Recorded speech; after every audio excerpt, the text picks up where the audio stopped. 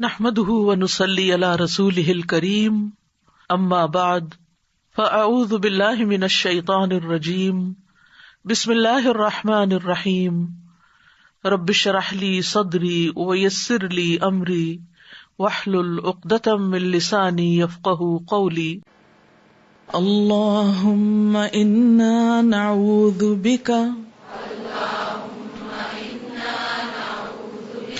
من الهم والحزن ونعوذ بك من العجز والكسل ونعوذ بك من البخل والجبن ونعوذ بك من غلبة الدين وقهر الرجال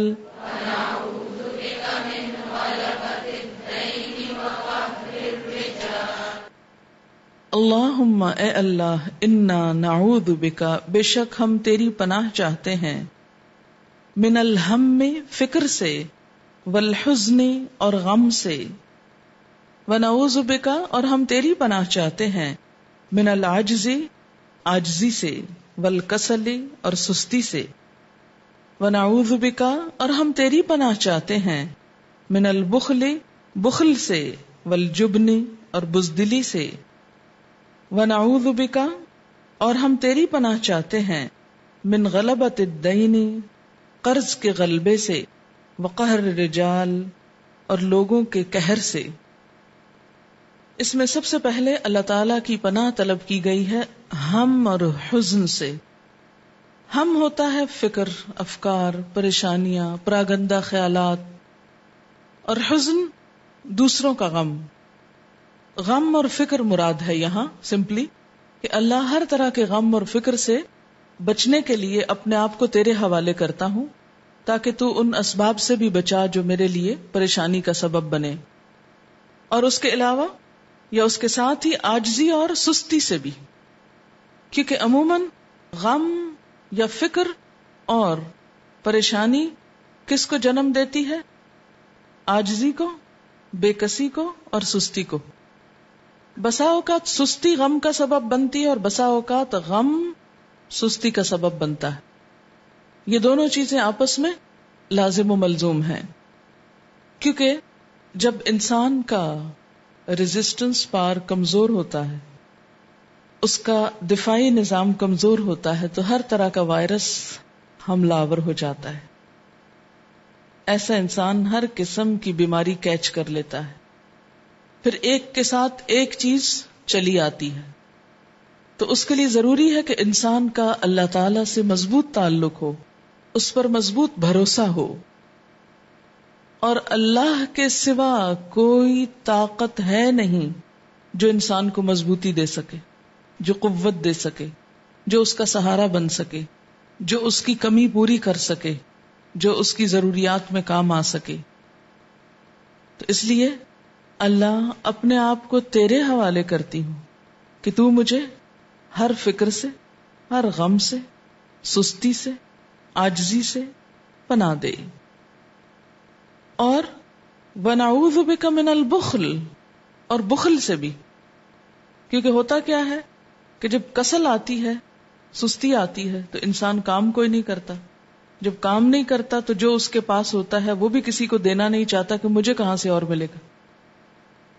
اور پھر والجبن بزدلی، جب انسان فکر کا شکار ہوتا ہے، غم کا شکار ہوتا ہے، بیکار ہو جاتا ہے، تو پھر بزدل بھی ساتھ ہی ہو جاتا ہے. وہ نہ زمانے کا مقابلہ کر سکتا ہے، نہ حالات کا مقابلہ کر سکتا ہے، اور نہ ہی کسی مشکل چیز اور وقت کا.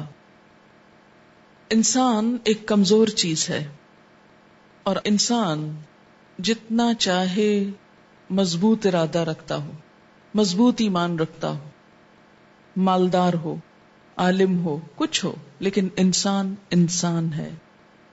وہ اس وقت تک کمزور ہے جب تک کہ اس کا سہارا اور بھروسہ اللہ کی ذات پر نہیں. جب تک وہ اپنے آپ کو اللہ کے حوالے نہیں کرتا، اور اللہ پر بھروسہ کرنے سے زیادہ خود پہ بھروسہ کرتا ہے. اور جب انسان خود پر بھروسہ کرنے لگتا ہے تو اللہ آزما لیتا ہے کہ پھر بچاؤ اپنے آپ کو. تم سمجھتے ہو کہ سب کچھ تم خود کر سکتے ہو، اب اپنی مدد آپ کرو. یہ بار بار آتا ہے نا قرآن میں، وہ اپنی مدد بھی خود نہیں کر سکتے. بڑے بڑے نیک لوگوں کے بارے میں یہ کہا گیا کہ جن پر لوگ بھروسہ کرتے تھے، فرمایا وہ تو اپنی مدد نہیں کر سکتے، دوسروں کی مدد کیا کریں گے. تو یہ دعائیں جہاں انسان کی دنیاوی ضروریات پوری کرتی ہیں، وہاں انسان کو توحید کا سبق سکھاتی ہیں. اسی لیے تو دعا کو عبادت کہا گیا کہ دعا کیا ہے؟ عبادت. مانگنا کیا ہے؟ اللہ سے تعلق کی علامت، اس پر بھروسہ کرنا، اسی کو اصل ہستی سمجھنا، اصل سہارا سمجھنا. عبادت اور دعا لازم و ملزوم ہے. اور پھر وَنَعُوذُ بِكَ، ہم پناہ چاہتے ہیں تیری، کس سے؟ من غلبۃ الدین، قرض کے غلبے سے. کیونکہ جب انسان کے اندر فکر، غم، عاجزی، سستی، بخل، بزدلی آتی ہے تو پھر انسان بعض اوقات اپنی روزی کمانے کے قابل بھی نہیں رہتا، جس کے نتیجے میں مقروض ہوتا چلا جاتا ہے. یا انسان جب اپنے نفس کا غلام ہو جاتا ہے تو مقروض ہونے لگتا ہے، اپنی خواہشات پوری کرنے کے لیے قرض لیتا چلا جاتا ہے. یہ بھی ایک بزدلی ہے. وقہر الرجال، اور لوگوں کے قہر سے. ظاہر ہے کہ اگر کسی نے مثلاً قرض لے رکھا اور وہ وقت پہ واپس نہیں کرتا تو وہ لوگوں کے قہر اور ناراضگی کا شکار ہوگا. تو یہ ساری چیزیں مل کر انسان کو کمزور کر دیتی ہیں اور اس کو دنیاوی اعتبار سے بھی نقصان دیتی ہیں اور آخرت کے اعتبار سے بھی.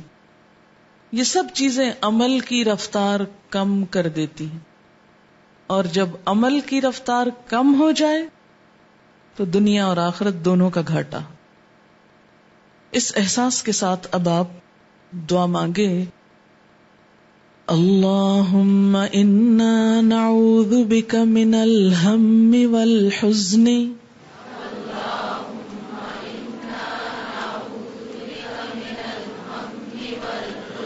ونعوذ بک من العجز والکسل ونعوذ بک من البخل والجبن ونعوذ بک من غلبۃ الدین وقہر الرجال.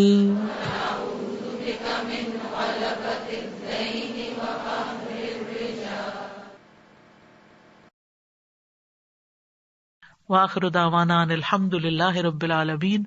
سبحانک اللہم وبحمدک، اشہد ان لا الہ الا انت، استغفرک واتوب الیک. السلام علیکم ورحمۃ اللہ وبرکاتہ.